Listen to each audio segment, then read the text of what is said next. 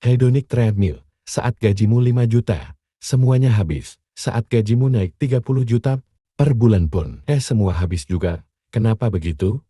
Karena ekspektasi dan gaya hidupmu pasti ikut naik, sejalan dengan kenaikan penghasilanmu. Dengan kata lain, nafsumu untuk membeli materi dan barang mewah akan terus meningkat sejalan dengan peningkatan pendapatanmu. Itulah yang disebut hedonic treadmill. Seperti berjalan di atas treadmill, kebahagiaanmu tidak maju-maju, sebab nafsumu akan materi tidak akan pernah terpuaskan.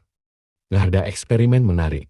Seorang pemenang undian berhadiah senilai 5 miliar rupiah dilacak kebahagiaannya 6 bulan setelah ia mendapat hadiah.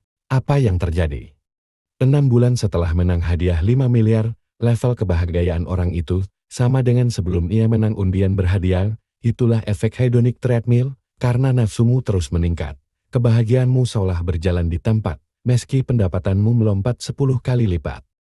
Jadi apa yang harus dilakukan agar kita terhindar dari jebakan hedonic treadmill? Lolos dari jebakan nafsu materi yang tidak pernah berhenti? Disinilah relevan untuk terus mempraktekkan gaya hidup yang minimalis yang bersahaja karena sekeping gaya hidup yang tidak silau dengan gemerlap kemewahan materi. Prinsip hedonic treadmill adalah makin banyak materi yang kamu miliki makin bagus, jebakan nafsu yang terus membuai, godaan nafsu kemewahan yang terus berkobar-kobar. Gaya hidup minimalis punya prinsip yang berkebalikan, makin sedikit kemewahan materi yang kamu miliki, makin indah dunia ini. Gaya hidup minimalis yang bersahaja punya prinsip, hidup akan lebih bermakna jika kita hidup secukupnya.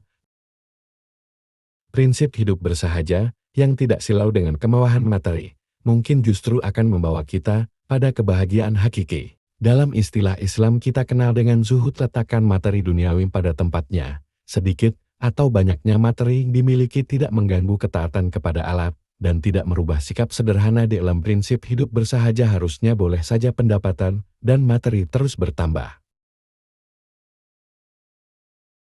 Sebab pada akhirnya, bahagia itu sederhana, misal masih bisa menikmati secangkir kopi atau teh di sore hari dengan bulu meranti, nasi uduk, atau nasi kebuli, setelah sebelumnya menyelesaikan sholat asar berjamaah, tilawah, atau sedekah. Itu adalah kebahagiaan memuaskan dahaga jiwa. Temukan kebahagiaan yang bersahaja, tentunya bersama yang dicinta. Sampai jumpa lagi dengan Pak Jempol dengan pembahasan lain.